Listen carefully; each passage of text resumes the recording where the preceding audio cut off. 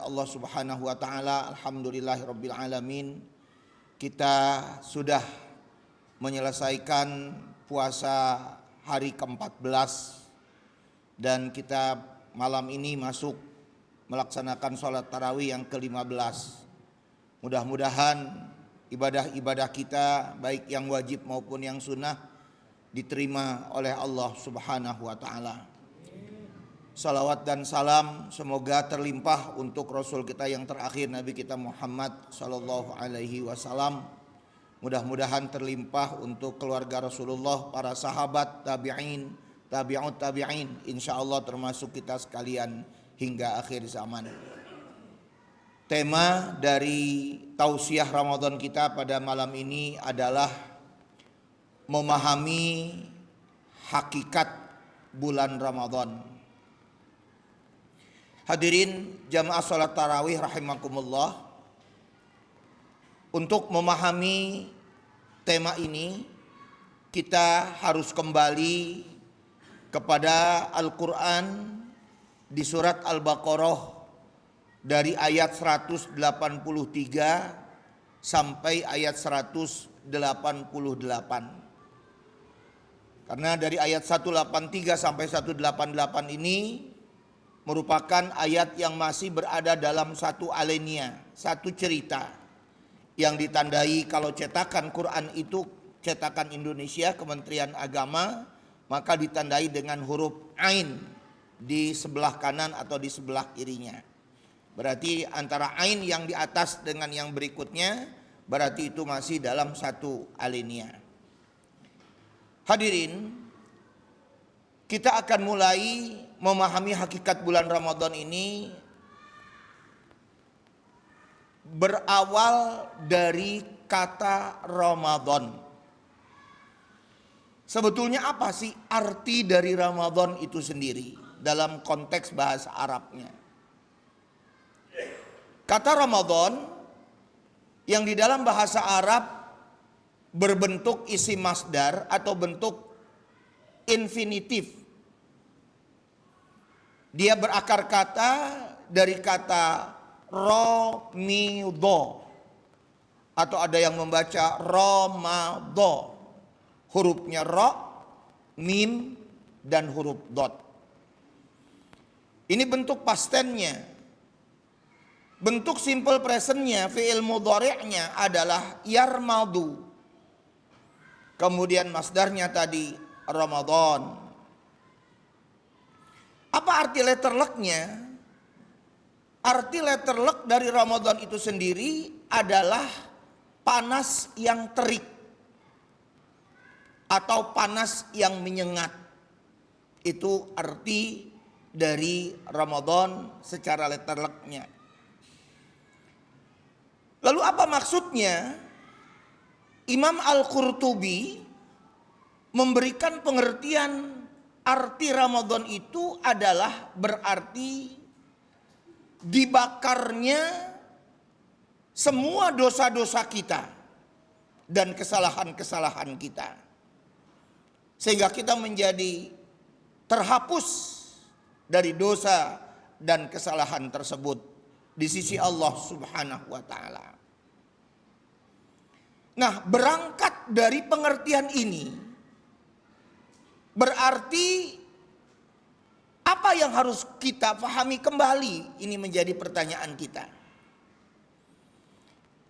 Paling tidak ada dua yang harus kita pahami, berangkat dari arti dan definisi yang tadi kita sudah sampaikan, kami sampaikan. Yang pertama adalah bahwa Ramadan itu mempunyai target.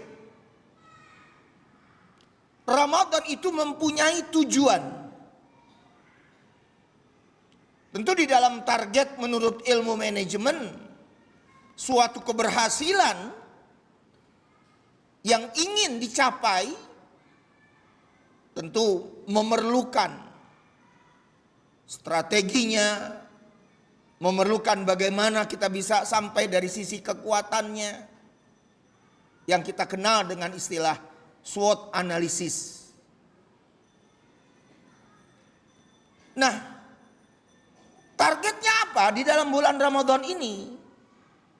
Akhir ayat 183 dan akhir ayat 185. Ini target dari Ramadan. Apa akhir ayat 183? La'allakum tattaqun. Itu yang pertama. Lalu yang kedua, apa target dari Ramadan itu sendiri? Adalah la'allakum tashkurun. Akhir ayat 185. Semuanya ini menggunakan kata-kata la'alla.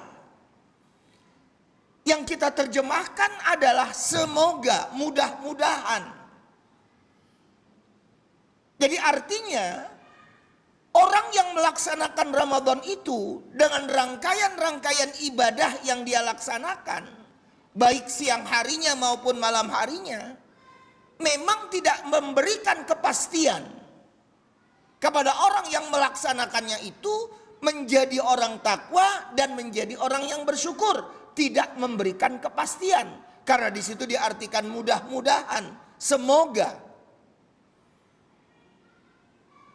Nah, untuk bisa sampai ke sana dari target yang kita maksudkan tadi, maka ada 2 poin yang harus kita pahami dan harus kita laksanakan. Apa poin yang pertama? Poin yang pertama berkenaan dengan bulan Ramadan ini, kita harus mampu menjadikan Ramadan sebagai training center. Sebagai pusat latihan. Sebagai pusat pendidikan. Atau dengan kata lain, kita harus mampu menjadikan Ramadan ini sebagai madrasah. Sebagai sekolah buat kita. Kalau sekolah umumnya melatih dan mendidik IQ kita, maka di dalam bulan Ramadan secara umum melatih SQ kita, spiritual quotient kita.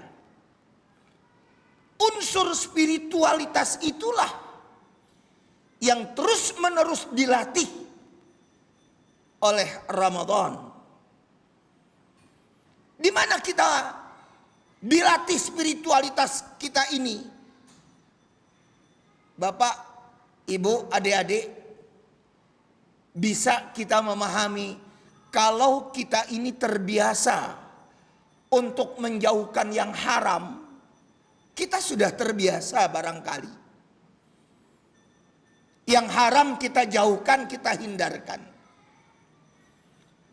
Tetapi Bapak, Ibu, adik-adik harus pahami bahwa di dalam bulan Ramadan pun kita harus mampu menjauhkan barang-barang yang halal. Kita bayangkan, di siang hari kita dilarang untuk makan padahal makanan itu milik kita yang halal. Kita dilarang minum padahal minuman itu adalah minuman yang halal. Maaf, kita punya istri kita adalah istri yang halal. Ibu punya suami padahal suami ibu adalah suami yang halal.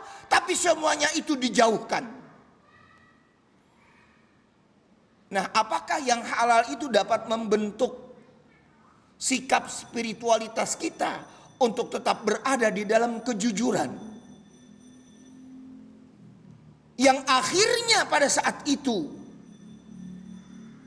kita tetap mempertahankan walaupun orang tidak melihat, orang tidak menyaksikan, untuk kita bisa konsumsi makanan dan minuman tersebut. Nah, inilah yang kita sebut dengan latihan-latihan, yang kita sebut sebagai madrasah, untuk kita didik diri kita menjadi seorang yang jujur. Dari kejujuran itulah sebagai salah satu indikasi, sebagai salah satu dari ciri orang-orang takwa, la'allakum tattaqun, Muttaqin orangnya, tattaqun kata kerjanya. Agar kita menjadi orang-orang yang takwa, agar kita menjadi orang-orang yang jujur. Kenapa ini terus-menerus didengungkan di dalam pendidikan-pendidikan Islam? Bahwa Islam melihat manusia itu unsur terpentingnya adalah spiritualitas kita. Spiritualitas kita yang kuat, yang baik akan melahirkan hidup yang baik, akan melahirkan perilaku yang baik. Dan dia insya Allah menjadi orang-orang yang sukses, baik sukses di dunia maupun sukses di akhirat. Akhirnya apa yang dia miliki Bapak Ibu adik-adik? Yang dia miliki adalah adanya sikap muraqabah, adanya sikap pengawasan dari Allah Subhanahu wa ta'ala. Nah, ini yang harus kita pahami ketika kita ingin sampai kepada sebuah target nomor satu atau yang pertama di akhir ayat 183. Kemudian yang kedua, target yang kedua sebagaimana akhir di ayat 185, la'allakum tashkurun. Bapak sekalian, kita lihat awal ayat 185. Ayat 185 Allah katakan, Syahru Ramadhan alladhi unzila fihil Qur'an hudan linnas wa bayyinatin minal huda wal furqan ila akhiril ayah. Apa yang harus kita pahami dari ayat ini? Berbicara Ramadan tidak bisa dilepaskan hubungannya dengan Al-Quran. Jadi artinya seorang muslim yang ingin mengantarkan dirinya menjadi orang-orang yang bersyukur, pendekatan yang dia harus lakukan, pendekatan yang dia harus bangun, yaitu mendekatkan diri kepada Al-Quran. Kenapa? Karena Al-Quran mempunyai fungsi. Al-Quran itu mempunyai fungsi. Ada kegunaannya yang Allah turunkan Al-Quran itu buat kita. Apa fungsinya? Di ayat tersebut dikatakan hudan linnas. Awal ayat surat Al-Baqarah, hudan lil muttaqin. Sebagai petunjuk hidup buat orang takwa, sebagai petunjuk hidup buat manusia secara umum, linnas. Jadi Al-Quran buat kita itu sebagai guidance yang menuntun, yang mengarahkan hidup kita di dunia ini. Nah, sekarang pertanyaannya Pak, Ibu, adik-adik, kalau Al-Quran itu sebagai guidance, Quran itu sebagai problem solver, pemecah masalah, sebagai way of life, jalan hidup kita, pertanyaannya adalah buat kita, sudahkah kita bisa membaca Quran? Fungsi ini tidak akan mungkin bisa kita rasakan. Fungsi Al-Quran tidak mungkin bisa kita rasakan ketika kita tidak bisa membaca Al-Quran. Maka kalau begitu bagi kita, orang yang ingin menjadikan dirinya bersyukur kepada Allah Subhanahu wa ta'ala, dia nanti akan tahu dituntun oleh Al-Quran kemana hidupnya itu diarahkan. Apa yang menjadi tujuan hidupnya itu akan ditetapkan oleh Quran. Ketika dia ingin menjadi orang-orang yang bersyukur. Jadi hubungan kita dengan Al-Quran, Pak, Ibu, adik-adik, hubungan kita dengan Al-Quran itu 4. Hubungan kita sebagai Muslim dengan Al-Quran itu ada 4. 1, umat Islam harus bisa membaca Quran. Malu ketika kita menjadi seorang Muslim tidak bisa membaca Al-Quran. Malu. Kalau sudah bisa membaca Al-Quran, yang kedua, Quran itu harus difahami. Fahami Al-Quran. Karena memahami Al-Quran itu penting. Seperti apa yang kami katakan tadi, dia tidak akan mungkin bisa merasakan fungsi Quran kalau dia tidak paham dengan Quran. Tidak mungkin dia merasakan fungsi-fungsi Quran itu yang banyak kalau dia tidak memahami Quran. Dan yang ketiga, Bapak Ibu adik-adik sekalian, hubungan kita dengan Al-Quran, kita wajib menghayati isi Quran. Setelah faham, hayati isi Quran. Kenapa kita memerlukan penghayatan terhadap isi Quran?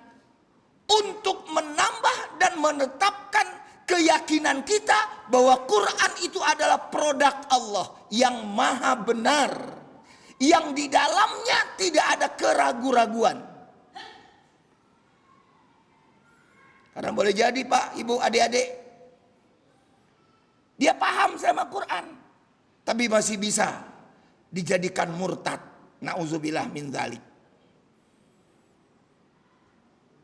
Kenapa? Karena dia tidak ada penghayatan.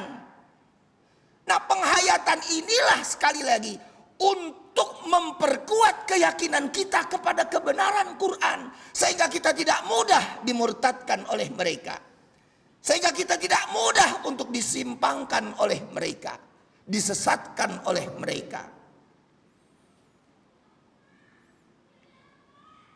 Makanya, Pak, Ibu, adik-adik, Quran itu menantang kita.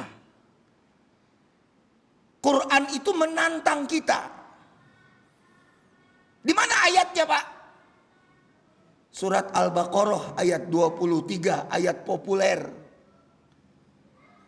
Wa in kuntum fi raibim mimma nazzalna ala abdina fa'tu bi suratim mim mithlih wad'u syuhada'akum min dunillah in kuntum shadiqin. Jika kamu, kata Allah, jika kalian berada di dalam keraguan-raguan bahwa Quran itu benar atau tidak benar, ragu, kata Allah, fa'tu bi suratim mim mithlih, buatlah oleh kalian satu surat yang semisal dengan Al-Quran, yang sama dengan Al-Quran.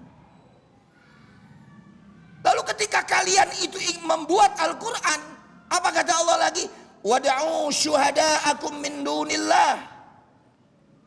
Silahkan kalian mengadakan kongres, mengadakan muktamar, lakukan diskusi-diskusi, dikumpulkannya para pakar-pakar sains tertentu, ahli-ahli bahasa, silahkan berkumpul, kata Allah, untuk membuat tandingan satu surat saja dari Al-Quran. In kuntum shodiqin, kalau kalian merasa benar. Dan ayat ini, Pak, sekali lagi, Pak, ayat ini nih, Al-Baqarah 23 tadi, nggak ada di dalam kitab-kitab yang lain. Silahkan Bapak cari di dalam kitab Pitaka, di dalam kitab Weda, di dalam kitab Bible, di dalam kitabnya orang-orang yang beragama. Silahkan, ayat yang semacam ini tidak kita temukan. Tetapi Al-Quran menantang kita itu tadi.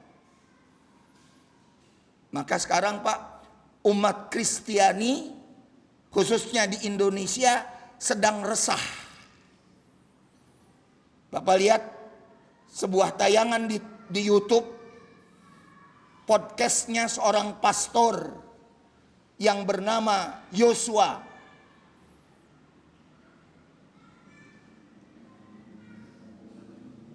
Dia berbicara dengan seorang pendeta. Apa dia bilang? Di dalam Bible ditemukan 6.577 kesalahan Bible yang sudah dicetak oleh Lembaga Alkitab Indonesia, LAI. 6.577 kesalahan di dalam Bible. Al-Quran yang sudah 14 abad lebih yang lalu menantang kita. Ayo silahkan. Gak usah 114 surat. Satu surat saja. Tapi ingat, satu suratnya yang semisal dengan Quran. Jangan yang asal-asalan. Bisa nggak nandingin Al-Quran? Kita ditantang oleh Al-Quran. Nah itu ada, saya katakan tadi Pak. Quran adalah sebuah kebenaran. Ada pada diri kita ketika kita mampu menghayati isi Al-Quran. Dan barulah yang keempat Pak, bahwa hubungan kita dengan Al-Quran untuk menjadikan kita menjadi orang-orang yang bersyukur itu mengamalkan isi Quran. Jangan malu mengamalkan isi Quran. Jangan merasa dirinya tidak menjadi orang yang modern ketika kita mengamalkan Al-Quran. Merasa tertinggal. Yang akhirnya kita mengatakan bahwa Quran itu sudah kadaluarsa. Expire-nya sudah habis. Itu tidak akan mungkin tumbuh atau keluar dari hati dan perkataannya seorang muslim ketika dia mampu menghayati Al-Quran itu sendiri. Maka dari 4 poin itulah dia akan mengarahkan kita untuk menjadi la'allakum tashkurun. Semoga kalian menjadi orang-orang yang bersyukur kepada Allah Subhanahu wa ta'ala. Apalah yang kita lihat Pak dari syukur ini Pak? Ternyata orang yang bersyukur itu sedikit. Bapak jangan pernah mengatakan, ibu jangan pernah mengatakan saya bersyukur sudah mengucapkan alhamdulillah, enggak lengkap. Kalau cuma sebatas alhamdulillah itu namanya memuji Allah. Tapi yang bersyukur itu tidak demikian. Karena bersyukur itu memerlukan 3 unsur. Pertama, unsur hati mengakui bahwa itu adalah anugerah Allah. Unsur kedua adalah lisan yang kemudian dia memuji Allah atas anugerah yang dia terima.